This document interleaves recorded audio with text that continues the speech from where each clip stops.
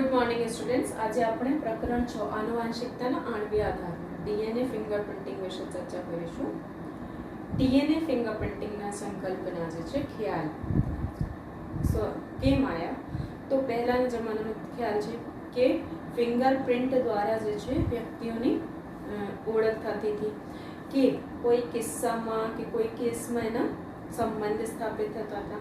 पर आज फिंगरप्रिंटिंग है सर्जरी द्वारा बदलाई शके छे कि कोई एक्सीडेंट में मानी लो कि हाथ कपाई गया होय तो आमां थोड़ी मुश्केली ऊभी थाय छे। ठीक है, पर डीएनए जे छे एक मनुष्यना बधा कोषोमां जेटला डीएनए छे ए समान होय छे। ठीक है, तो डीएनए फिंगरप्रिंटिंग ना मददथी आपणने कोई पण बे व्यक्तिओ वच्चे संबंध के बे वच्चे तफावत आपणने स्थापित કરી શકાય છે। ठीक है, અને ડીએનએ ફિંગરપ્રિન્ટિંગની જે તકનીક છે સૌથી પહેલા કોને આપી હતી? એલેક જેફેરીને। एलेक जेफरीस। ठीक है, अब डीएनए फिंगरप्रिंटिंग में આપણને સંપૂર્ણ ડીએનએ ની સરખામણી નથી કરવાની, બે વ્યક્તિઓમાં રહેલા સંપૂર્ણ ડીએનએ ની સરખામણી નથી કરવાની છે, કારણ કે આ એક બહુ કઠિન કામ બની જાય। અને આપણને એચજીપી માં ભણી ચૂક્યા છે કે બધા વ્યક્તિઓમાં બધા મનુષ્યોમાં કેટલા ટકા ડીએનએ સમાન છે? 99.9 બેઝ સરખા હોય છે બધા મનુષ્યોમાં, ભણી ચૂક્યા છે ને। તો તફાવત કેટલા ટકાની છે? ખાલી 1%, 0.1% સોરી 0.1% ની તફાવત છે। ठीक है, અને એ જ તફાવત જે છે આપણને ક્યાં જોવા મળે? દરેક વ્યક્તિના સ્વરૂપ પ્રકારમાં મળે છે ને। દેખાવમાં અમે બધા એક જેવા નથી, જુદા જુદા છે। ठीक है, તો સ્વરૂપ પ્રકારમાં ભિન્નતા જોવા મળે। ठीक है, અને એ જ દરેક મનુષ્યને અનન્યતા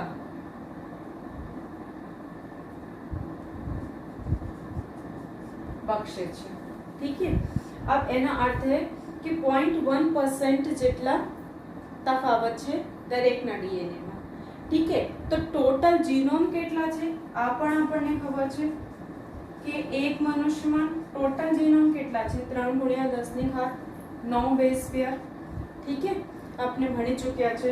તો એના જો 1% કાઢો ને, એના 1%, તો હવે એમ વિચારી શકો કે 0.1% તફાવત છે, તો ખાલી આ વાતમાં આપણને સરખામણી કરી લો, 0.1% ની સરખામણી કરી લો બે વ્યક્તિઓ વચ્ચે, તો આપણને બે વ્યક્તિઓ વચ્ચે જનનિક તફાવતના ખ્યાલ આવી જાય।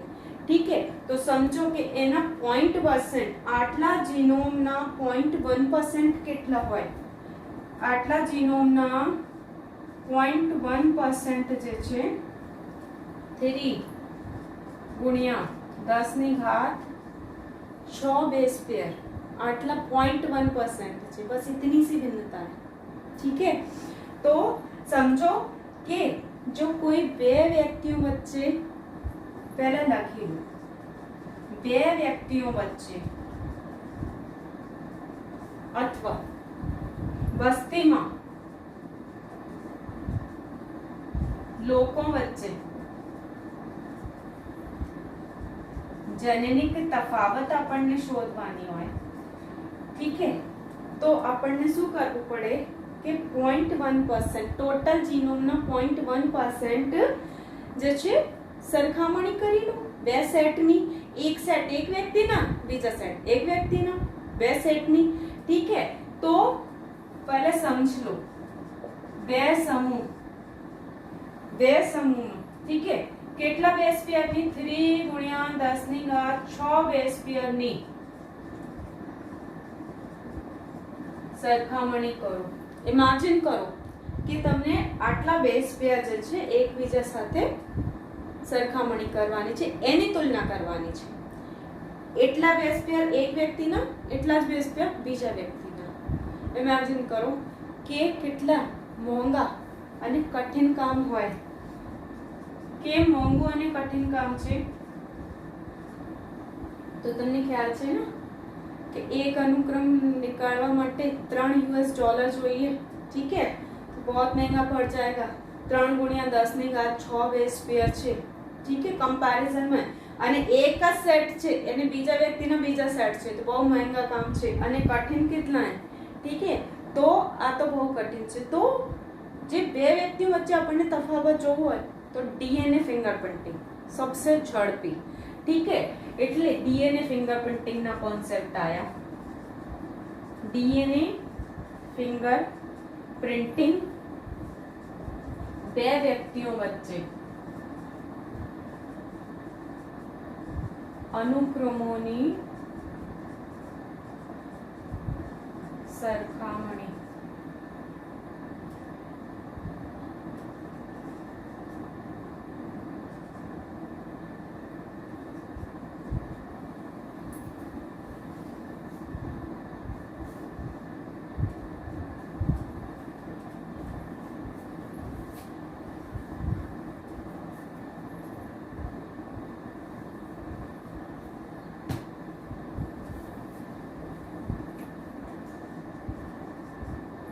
કરવા માટેની ત્વરિત और ઝડપી રીત છે, ठीक है।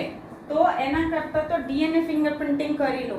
આટલા બેઝ પેયર ને કમ્પેર કરતા તો ડીએનએ ફિંગરપ્રિન્ટિંગ કરો, ठीक है। ત્વરિત और ઝડપી રીત છે। તો તરત જ આપણને ખ્યાલ આવી જાય, પૈસા કમ લગે, મહેનત કમ લગે, રિઝલ્ટ પણ જલ્દી મળી શકે છે, ठीक है। તો એટલે ડીએનએ ફિંગરપ્રિન્ટિંગ દ્વારા બે વ્યક્તિઓ વચ્ચે અનુક્રમોની સરખામણી માટે ત્વરિત રીત છે, ठीक है। હવે આપણને જોઈશું કે ભાઈ ડીએનએ ફિંગરપ્રિન્ટિંગના આધાર શું છે, કેમ આમાં ઝડપી રિઝલ્ટ આવી જાય છે। તો એના આધાર છે પુનરાવર્તિત ડીએનએ। આ પણ આપણને એચજીપી માં ભણી ચૂક્યા છે। તો આટલી વાત ખબર પડી ગઈ કે ડીએનએ ફિંગરપ્રિન્ટિંગના ખ્યાલ કેવી રીતે આયા કે देखो 99.9% બેઝ જે છે બધા મનુષ્યમાં સરખા છે। તફાવત કેટલા ટકામાં છે?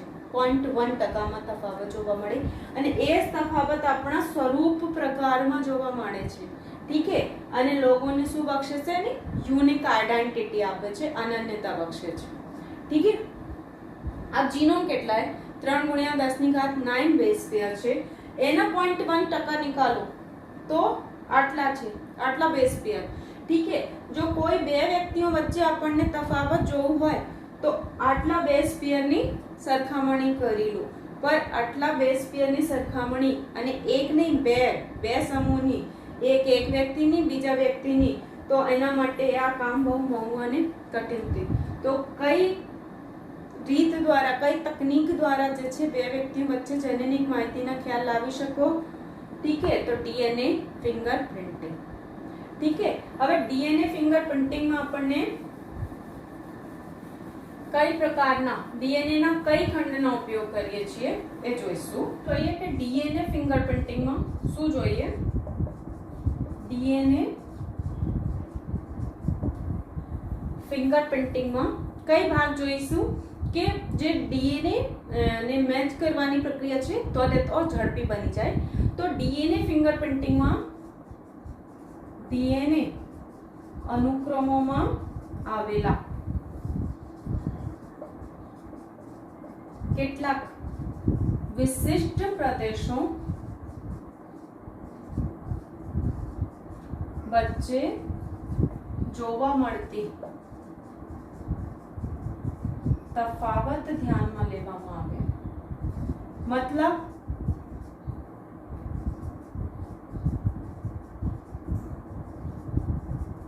ડીએનએ ફિંગરપ્રિન્ટિંગમાં ડીએનએ અનુક્રમોમાં આવેલા કેટલાક વિશિષ્ટ પ્રદેશો વચ્ચે જોવા મળતી તફાવત ધ્યાનમાં લેવામાં આવે। मतलब કે આપણને ખાલી એ ભાગ જોવાના છે કે જ્યાં જ્યાં આપણને તફાવત મળે છે ડીએનએ અનુક્રમમાં, ठीक है। તો કઈ કઈ ભાગમાં તફાવત આવી રહી છે એ જ વિશિષ્ટ પ્રદેશો વચ્ચે આપણને ધ્યાનમાં લેવાના છે, ठीक है। અને આ ભાગ કઈ છે તો એને કહેવાય પુનરાવર્તિત ડીએનએ, ठीक है। अब हम पढ़ चुके हैं एचजीपी में के जीनोम ना ह्यूमन जीनोम ना मोटा भाग जे छे पुनरावर्तित डीएनए बनावे छे અને આ ભાગ જે છે કોઈ પણ પ્રોટીન માટે સંકેત કરતા નથી, मतलब નોન કોડિંગ ભાગ છે, ठीक है। તો એને કહેવાય પુનરાવર્તિત ડીએનએ અને એની સરખામણી આપણને કરવાની છે ડીએનએ ફિંગરપ્રિન્ટિંગમાં, ठीक है। अब जे आ ડીએનએ પુનરાવર્તિત ડીએનએ એને કેમ કહેવાય? કારણ કે આ અનુક્રમો मतलब જે પુનરાવર્તન થઈ રહ્યા છે ને જે અનુક્રમોના ડીએનએ કે એક ટુકડા है એની ઉપર માની લો આ અનુક્રમ છે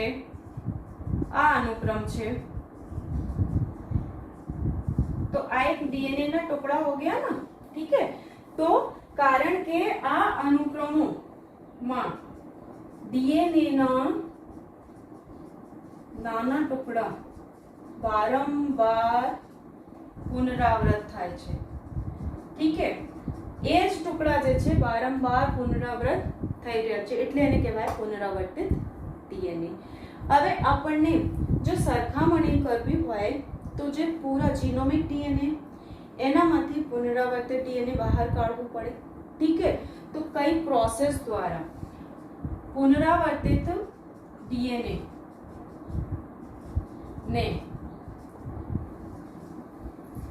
जीनोमिक डीएनए समूहથી अलग करवा माटे कई प्रोसेस छे? Density gradient centrifugation, density gradient centrifugation ए पण आपणे भणी चुक्या छे नो। डेंसिटी ग्रेडियंट सेंट्रीफ्यूगेशन ना अर्थ है कि सीजियम क्लोराइड में रखा था ना डीएनए तो डेंसिटी प्रमाणे जुदा થઈ જાય છે। તો જ્યારે ડેન્સિટી ગ્રેડિયન્ટ સેન્ટ્રીફ્યુગેશન કરવામાં આવે ડીએનએ ના તો આપણને બે શિખર જોવા મળે, ठीक है।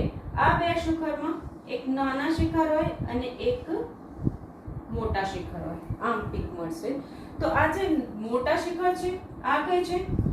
જીનોમિક ડીએનએ સમૂહ, બલ્ક ડીએનએ, ठीक है।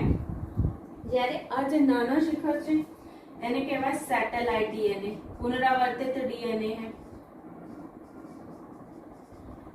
ठीक है, સેટેલાઇટ ડીએનએ। तो સેન્ટ્રીફ્યુગેશન થઈ ગયા, સેન્ટ્રીફ્યુગેશન પ્રોસેસ દ્વારા બલ્ક ડીએનએ માંથી સેટેલાઇટ ડીએનએ ને આપણને બહાર કાઢી લીધો, ठीक है। હવે ખાલી આટલા ભાગ આપણને સરખામણી કરવાની છે સેટેલાઇટ ડીએનએ ની, ठीक है। હવે સેટેલાઇટ ડીએનએ જે છે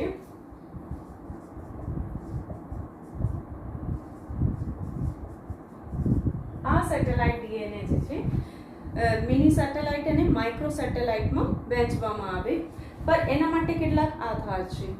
સેટેલાઇટ ડીએનએ જે આપણને મળ્યા છે, રિપીટેટિવ ડીએનએ જે આપણને મળ્યા છે, આ ભાગ કઈ કઈ આમાં જે બેઝ છે એટી રે છે કે જીસી રે છે, मतलब કે બેઝ બંધારણના આધારે, સમજો बात को, બેઝ બંધારણના આધારે, ठीक है। मतलब एटी समृद्ध है के जीसी समृद्ध, मतलब एडेनिन थायमिन आ भागમાં વધારે હોય છે કે ગ્વાનિન અને સાઇટોસિન આ ભાગમાં વધારે હોય। मतलब માની લો કે કોઈ એક ટુકડા है एटीटी एजी एटीटी एजी, તો તમે જોઈ શકો કે આમાં એडेनिन અને થાયમિન વધારે છે, ठीक है। બીજા આધાર શું છે? તો ખંડોની લંબાઈ, खंडों लंबाई, मतलब कि आमा कितना बेस पेयर है, ये सबसे महत्वपूर्ण है, ठीक है। जैसे मानो कि आमा 1 2 3 4 5 बेस है जेना रिपीटिशन થઈ રહ્યા છે, ठीक है। अब खंडों की लंबाई में देखो, अगर मान लो कि एक एवा है, बीजा बना के दिखाती हूँ, जी C T A ji A T, 1 2 3 4 5 6 7 8 9 10 11, ठीक है। 11 बेस ना एक अनुक्रम छे, आ एक अनुक्रम, ठीक है। तो 11 बेस छे, खंडनी लंबाई वधी गई, ठीक है। अने एज खंड फरीवार रिपीट थाय छे, तो खंडोनी लंबाईना आधारे एनी लंबाई वधारे छे, एनी लंबाई ओછી છે, ठीक है। तो बेस पेयरनी संख्याना आधारे आपणने खंडोनी लंबाई मળી શકે છે। ત્રીજા જે આધાર છે कि पुनरावर्तित एकमों की संख्या,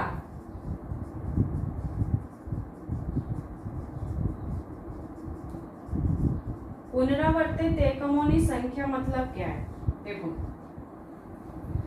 પુનરાવર્તિત એકમોની સંખ્યા, માની લો કે આ એક ખંડ છે, ઠીક છે, એક અનુક્રમ છે સેટેલાઇટ ડીએનએ પુનરાવર્તિત ડીએનએ ના, આ એ ખંડ ફરીવાર રિપીટ થયા, એ જ ફરીવાર થઈ રહ્યા, તો કેટલી વખત એના રિપીટિશન થઈ રહ્યા છે, પુનરાવર્તન થઈ રહ્યા છે. માની લો કે આ જે ખંડ છે એના વ્યક્તિ એ માં પુનરાવર્તન 10 વખત થઈ રહ્યા છે, ઠીક છે. એ જ અનુક્રમના પુનરાવર્તન વ્યક્તિ બી માં માની લો 50 વખત થઈ રહ્યા છે, ઠીક છે. વ્યક્તિ સી માં 100 વખત થઈ રહ્યા છે, ઠીક है. तो कई व्यक्ति एक व्यक्ति में पुनरावर्तन एकमों की संख्या जो है कितनी है, इसमें जैसे पुनरावर्तन एकमों की संख्या 10 है, इसमें 50 है, इसमें 100 है, ठीक है. मतलब एज खंड कितनी वक्त पुनरावर्तित थया, एक व्यक्ति में 10 वक्त, एज खंड बीजा व्यक्ति में कितनी वक्त थया 50 वक्त. तो पुनरावर्तन एकमों की संख्या ना आधारे सैटेलाइट डीएनए जो है એને मिनी सैटेलाइट और माइक्रो सैटेलाइट में वહેંચવામાં આવ્યું, ठीक है. तो इसके द्वारा क्या बन जाएंगे, एना आधारे शू बनी जाए, मिनी सैटेलाइट અને माइक्रो सैटेलाइट. समझी क्या, ठीक है. मिनी सैटेलाइट અને माइक्रो सैटेलाइट. હવે જે સેટેલાઇટ ડીએનએ છે, આ સેટેલાઇટ ડીએનએ કોઈ પણ પ્રકારની પ્રોટીન માટે કોડ કરતા નથી, ठीक है. ये हम सब पढ़ के आए हैं एचजीपी में, कोई पण प्रोटीन माटे संकेत करता नहीं, ठीक है. पर ह्यूमन जीनोम ना एक मोटा भाग बनावे छे, त्यां लख्या छे एचजीपी में के ह्यूमन जीनोम ना मोटा भाग जे छे पुनरावर्तित डीएनए ना बनेला छे અને કોઈ પણ सांकेतिक क्रिया સાથે એના સંબંધ નથી, ठीक है. तो એના સંબંધ જે છે इसमें यूज करेंगे इसको डीएनए फिंगरप्रिंटिंग में, ठीक है. तो कोई पण प्रोटीन माटे आ भाग जे छे सेटेलाइट डीएनए संकेत नहीं करता, ठीक है. पर ह्यूमन जीनोम ना मोटा भाग बनावे छे,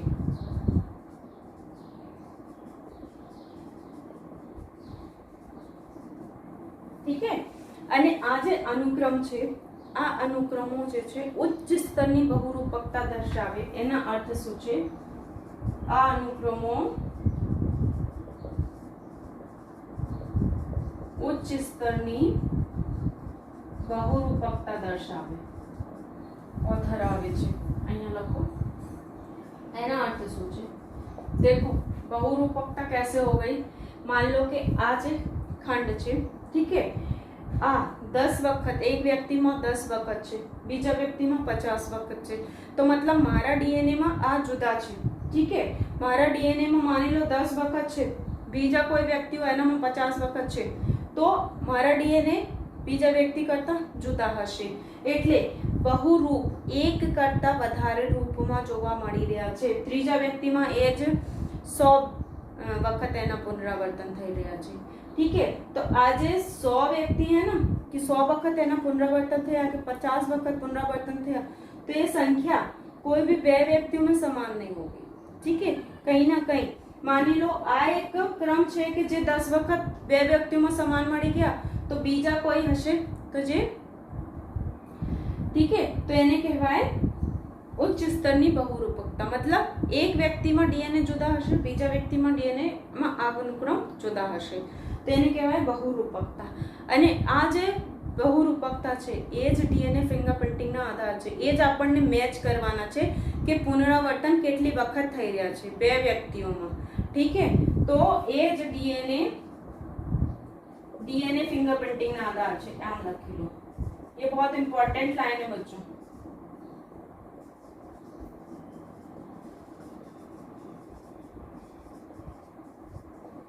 कभी आपसे पूछा जाए कि डीएनए फिंगरप्रिंटिंग ना आधार શું છે, તો અનુક્રમોમાં ઉચ્ચ સ્તરની બહુરૂપકતા છે એને મેચ કરવાના છે, તો ત્વરિત અને ઝડપી થાય છે આપણી સરખામણી કરવાની પ્રોસેસ, ठीक है.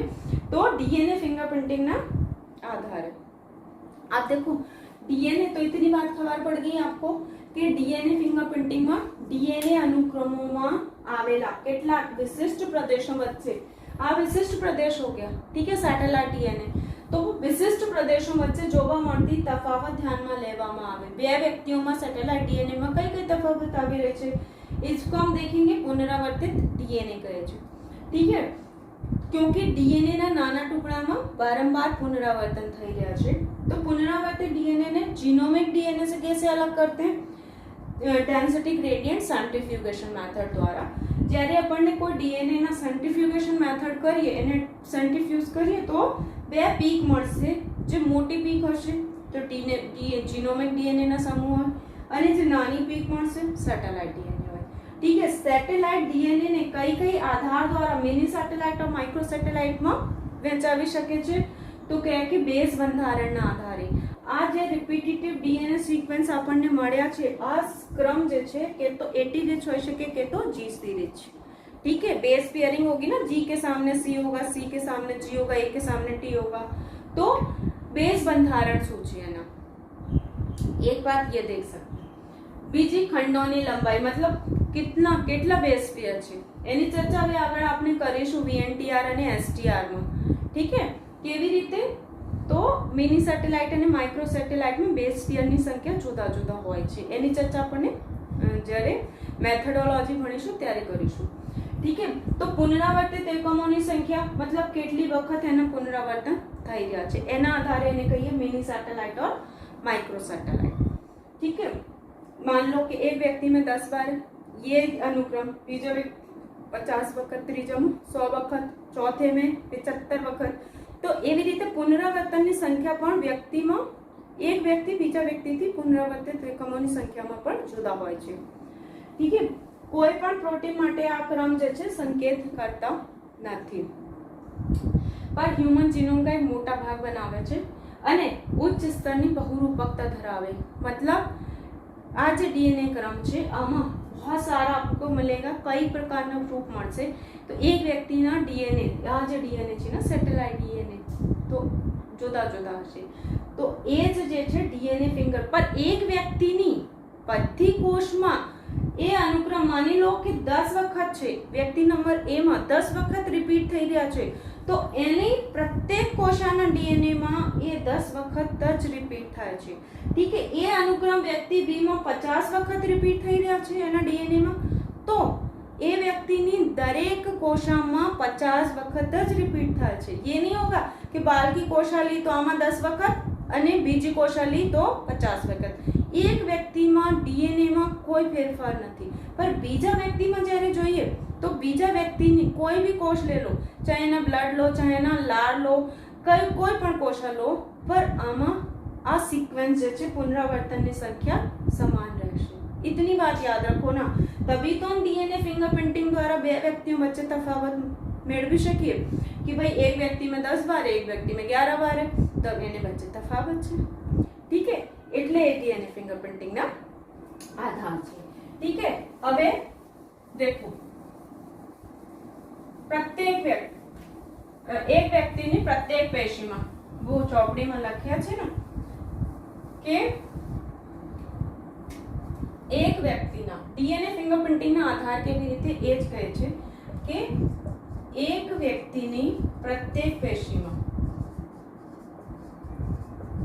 अब वो पेशी कोई भी हो सकती है।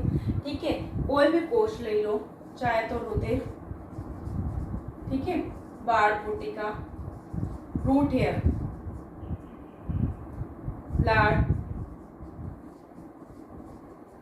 हाड़का, त्वचा, शुक्रकोश, कोई पण લઈ લો। ठीक है, तो આમાં જે ડીએનએ આપણને મળશે માંથી પ્રાપ્ત થતા ડીએનએ માં એક સમાન દરજ્જાની બહુરૂપકતા જોવા મળે। એના અર્થ એ છે જે હવે મેં સમજાયા ના કે એક વ્યક્તિમાં માની લો કોઈ એક, એની માની લો હૃદય છે, એક વ્યક્તિને એને અહીંયા લખ્યા છે તમારામાં, એક વ્યક્તિની લખા, કોઈ પણ વ્યક્તિ લખા, मतलब કોઈ भी વ્યક્તિ हो इसकी કોઈ પણ વ્યક્તિમાં લખ્યા છે, એના અર્થ છે કે માની લો વ્યક્તિ એ है, આ વ્યક્તિ એ માં રુધિર લઈ लिया। ठीक है, રુધિરમાં જે આપણને ડીએનએ મળ્યા, તો તો આ જે સિક્વન્સ છે 10 વખત પુનરાવર્તિત થયા છે. પછી તમે એની વાળ પુટિકા લો. વાળ પુટિકાના ડીએનએ જ્યારે તમે એને મેચ કરો તો આમાં પણ એ સિક્વન્સ 10 વખત પુનરાવર્તિત થાય છે. એવી રીતે 50 બાર પુનરાवर्तन व्यक्ति बी में થઈ રહ્યા છે तो માની લો એના શુક્રકોષ ले लो. इसके भी अगर शुक्रकोष में देखोगे तो 10 વખત પુનરાવર્તન થાય છે. मतलब અહીંયા એક સમાન દરજ્જાની બહુરૂપકતા જોવા મળે.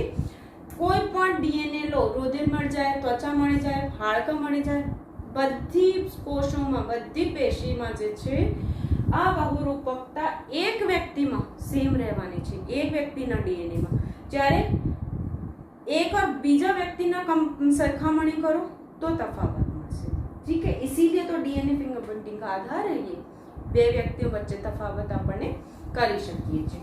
ठीक है, तो समझे क्या? एक समान दरજ્જાની બહુરૂપકતા જોવા મળે છે. ठीक है, હવે જો ફોરેન્સિક એપ્લિકેશનમાં એનો ઉપયોગ કરાય છે તો ફોરેન્સિક એપ્લિકેશન શું છે?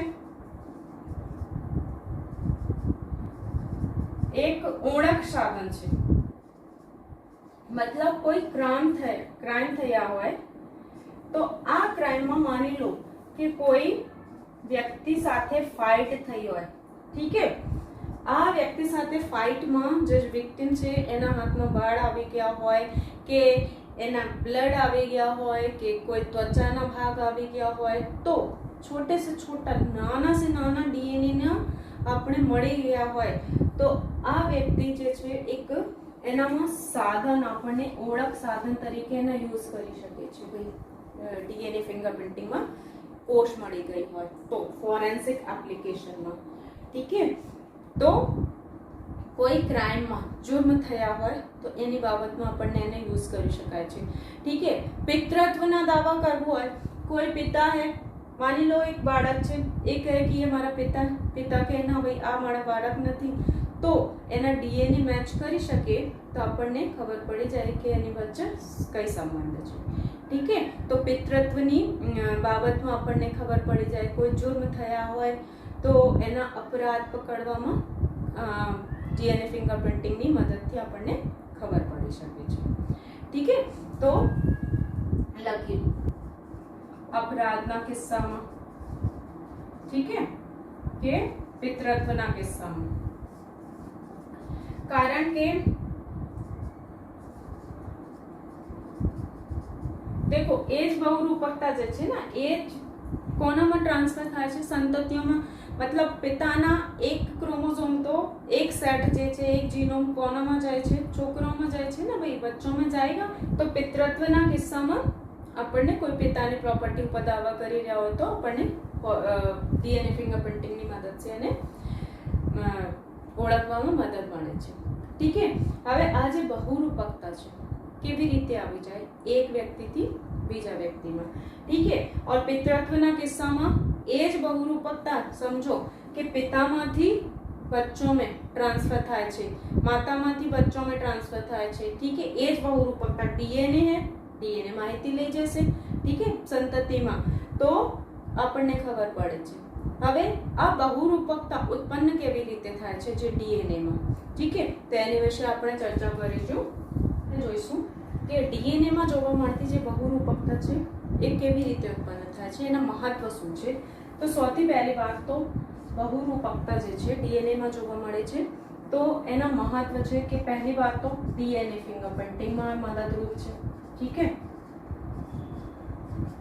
અને બીજી વાત હ્યુમન જીનોમ માં આનુવાંશિક નકશા તૈયાર કરવામાં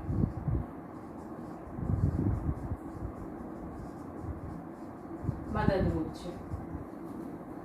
ठीक है, હવે મોટા પ્રશ્ન કે આ બહુરૂપકતા આવે ક્યાંથી?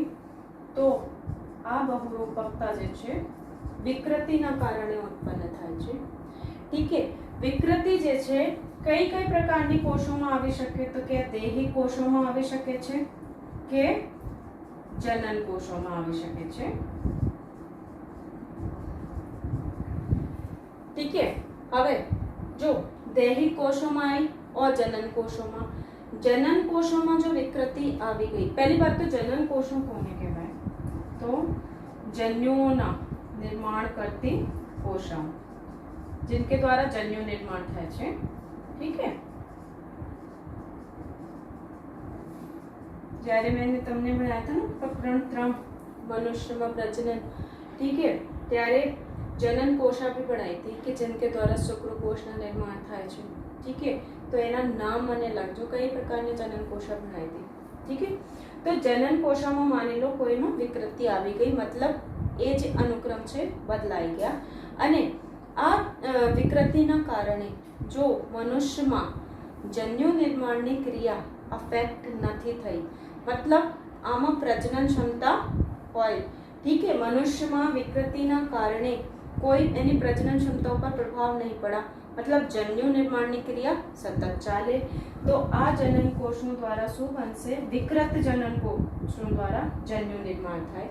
તો આ જે વિકૃતિ છે કોનામાં આવી ગઈ? જન્યુમાં આવી ગઈ. ठीक है. અને એના દ્વારા લિંગી પ્રજનન હોગા, સંતતિના નિર્માણ થાય, मतलब એક પેઢીથી બીજી પેઢીમાં આવી ગઈ આ વિકૃતિ. ठीक है. પછી એના સંતતિ બનશે, इस संतति बनेगी, इसमें आ जाएगी.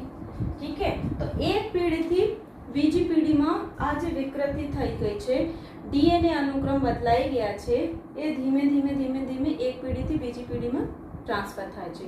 હવે અહીંયા એક बात और समझी लो कि इसकी कोई एक संतति नहीं होगी, होंगी ना 2-4. ठीक है. અને ये 2-4 के भी फिर 2-4 बच्चे होंगे, तो धीमे धीमे एक मोटा समूहમાં એ વિકૃતિ જે છે એ સ્થાનાંતરિત થાય છે. ठीक है. वारसागत विकृति. ठीक है. जो मनुष्यनी वस्ती में, अभी मैंने आपको कहा ना कि यानी कोई एक संतान नहीं होगी, होंगी 2-4, फिर 2-4 के 2-4 बच्चे, तो एक मोटी वस्ती में ये विकृति फैलाई जैसे. ठीक है. केम એ સમજાવવા માટે બતા રહી હું કે બહુરૂપકતા કેવી રીતે આવી ગઈ છે વ્યક્તિઓમાં. ठीक है. જો મનુષ્યની વસ્તીમાં 0.01 થી વધારે આવૃત્તિમાં એક સ્થાનમાં એક કરતા વધારે એલેલ હોય, એલેલ હોય તો એલેલિક अनुक्रमोनी भिन्नता ने, पहले लिख लो फिर बताती हूँ. परंपरागत रूपे શું કહેવાય? ડીએનએ ની બહુરૂપકતા. देखो એના અર્થ શું છે? માની લો કે એક એ સંતતિ मान लो. ठीक है. આ જે સંતતિ છે એના ક્રોમોઝોમ નંબર 1 છે. ठीक है. આમાં ક્રોમોઝોમ ઉપર એક સ્થાન એવા છે, માની લો અહીંયા એક સ્થાન આ છે. ठीक है. સેમ હોમોલોગસ સમજાત રંગો સૂત્ર ઉપર પણ એ જનીન હોય ને. ठीक है. तो એના એક એલેલ એ છે, એક વૈકલ્પિક કારક એ છે. ठीक है. માની લો એના ક્રમ જે છે કાલ્પનિક બતા રહી હું આપકો એટીજીસી છે. ठीक है. જ્યારે બીજા એના જે એલેલ છે એના ક્રમ જે છે લખો કે ભાઈ TAGC હોય. ठीक है. એક વ્યક્તિ, આ વ્યક્તિ છે એ વસ્તીમાં અભ્યાસ કરી રહ્યા છે ને, જો બીજા વ્યક્તિ હોય. ठीक है. બીજા વ્યક્તિ છે બી, ક્રોમોઝોમ નંબર 1. ठीक है. એના એલેલ એના એલેલ. ठीक है. એક જ સ્થાન ઉપર છે, એક રંગસૂત્ર ઉપર. હવે આમાં देखो કેવી છે तो કે इसमें है मान लो TAGC क्रम છે, तो इसका क्रम मान लो CGAT है. ठीक है. હવે ત્રીજા વ્યક્તિ, જો ત્રીજા વ્યક્તિના આ છે ક્રોમોઝોમ નંબર 1, રંગસૂત્ર નંબર 1, એ જ સ્થાને છે, એક જ સ્થાને. એના માની લો GCTA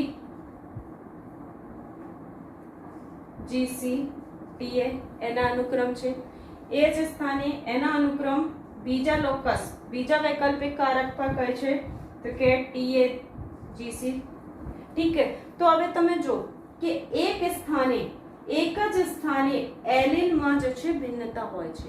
ઠીક છે, એ લખ્યા છે કે મનુષ્યની વસ્તીમાં 0.01 થી વધારે જો એ એલીલના ક્રમ મનુષ્યની વસ્તીમાં કેટલી આવૃત્તિમાં આવી જાય 0.01 થી વધારે આવૃત્તિમાં એક સ્થાનમાં એક કરતા વધારે એલીલ હોય તો એલેલિક અનુક્રમોની ભિન્નતા, આ એલેલિક અનુક્રમોની ભિન્નતા થઈ ગઈ. ઠીક છે, તો એને કહેવાય ડીએનએ ની બહુરૂપકતા. તો એને કહેવાય ભાઈ વારસાગત. અહીંયા બતાવ્યા હતા ને કે વારસાગત વિકૃતિ જે છે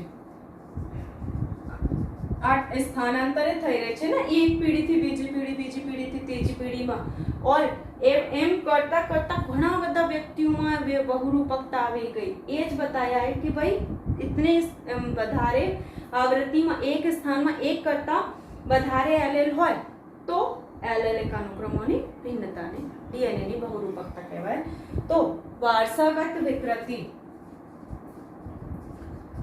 તેમાં વધુ જોવા મળે છે. ઠીક है, એને કહેવાય ડીએનએ પોલીમોર્ફિઝમ, ડીએનએ બહુરૂપકતા. આ વિવિધતા और વિકૃતિની સંભાવના કઈ ભાગમાં વધારે હોય? નોન કોડિંગ ડીએનએ માં વધારે હોય. ઠીક है, હવે એમ કેમ કીધું ભાઈ કે વિવિધતા और વિકૃતિની સંભાવના નોન કોડિંગ ડીએનએ માં વધારે હોય?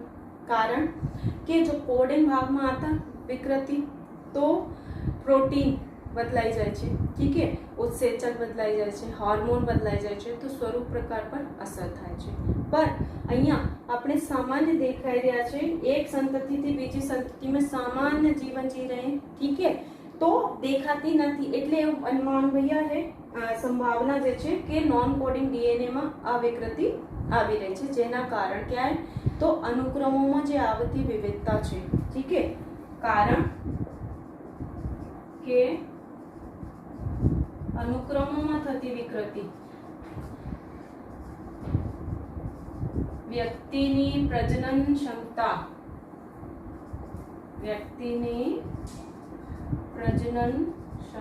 પર અસર કરતી નથી.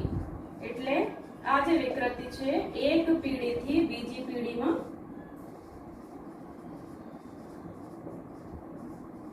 स्थानांतरित થાય છે. ठीक है, अगर जो ऐसा नहीं होता કે આપણને આટલી બધી પ્રમાણમાં આટલા બધા પ્રમાણમાં એક સ્થાને જો એક કરતા વધારે એલેલ નથી મળતા તો એવું માનવામાં આવતા કે ભાઈ નહીં ફેલ रहा है. पर એ એવી વિકૃતિ છે કે જેના કારણે પ્રજનન ક્ષમતા તો ઇફેક્ટ નહીં હો રહી, નોન કોડિંગ ભાગમાં થઈ રહી છે, જેના કારણે કોડિંગ હોય નહીં રહી, કોઈ ચેન્જ આ નહીં રહા, સામાન્ય જીવન જીવે છે, સામાન્ય પ્રજનન કરે છે, એટલે એક પેઢીથી બીજી પેઢીનું સ્થાનાંતરિત થઈ છે. ઠીક है, હવે આ જે વિકૃતિ છે એવા પ્રકારની વિકૃતિ એના કારણે આ વિકૃતિના કારણે શું થાય છે તો વિવિધતા और બહુરૂપકતા જોવા મળે છે.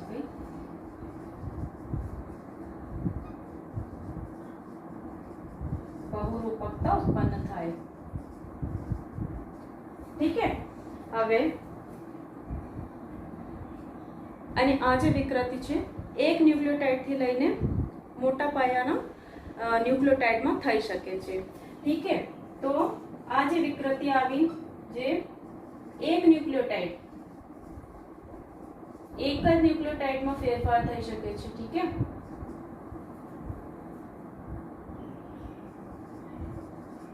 કે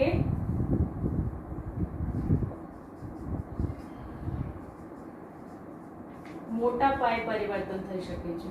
मतलब એક કરતા વધારે ન્યુક્લિયોટાઇડમાં પણ પરિવર્તન अनुक्रम बदलाई શકે છે. જેમ કે मैंने અહીંયા आपको 4 अनुक्रम बताए तो એના કરતા વધારે अनुक्रमમાં ફેરફાર થઈ શકે છે और એક ન્યુક્લિયોટાઇડમાં પણ થઈ શકે છે. ઠીક है, ચલો હવે એ જે વિકૃતિ આવે કોના કારણે કઈ પ્રક્રિયામાં જરૂરી છે તો જાતિ નિર્માણની પ્રક્રિયા और ઉદ્વિકાસની પ્રક્રિયામાં વિકૃતિ જરૂરી છે. ઉદ્વિકાસની ક્રિયા માટે જરૂર છે. મતલબ કોઈ એવી વિકૃતિ આવી જાય કે જેના પ્રાકૃતિક ચયન થઈ જાય, સારી હોય, લાભદાયક હોય, તો એને પ્રાકૃતિક ચયન થઈ જાય, નવી જાતિના નિર્માણ થઈ શકે છે. ઠીક છે. તો આ છે બહુરૂપકતાના આધાર કે કેમ વિકૃતિ આવી રહી છે, કઈ રીતે એક પેઢીથી બીજી પેઢીમાં એ સ્થાનાંતરિત થઈ રહી છે. ઠીક છે. ખબર કેવી રીતે પડે? હા, જો વ્યક્તિના વસ્તીમાં લોકોના અધ્યયન કરો તો એને ખબર પડશે. ઠીક છે. નહીં તો ખબર નહીં પડે. એના આધાર ડીએનએ ફિંગરપ્રિન્ટિંગમાં લેવાના છે. ઠીક છે. હવે આપણે નેક્સ્ટ જે ભણીશું ડીએનએ ફિંગરપ્રિન્ટિંગની ક્રિયા, કેવી રીતે થાય છે ડીએનએ ફિંગરપ્રિન્ટિંગ. ઠીક છે.